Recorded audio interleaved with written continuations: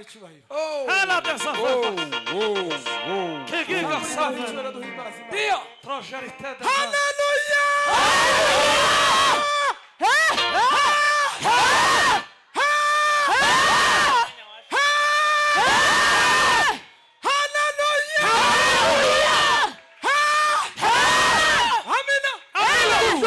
Kadushamo mukunga. Dio. Amasaha yashize nzaba umushumba ahantu henshi. Hano amasaha yashize arakuntu bazatubira ngo twatinze. Twekubita gakunga kagufi twuma turangiza tutahe. Ko gusezerana. Moze rekura papa. Na uzamura ivyuma ni gatoya. Aya maraturu yamazamuka. Igisimba kije mu gatuza. Tikije mu maguru. Curanga papa. Baba sariye. Samuka kalimba gato. Yes. Aiwa. Yo.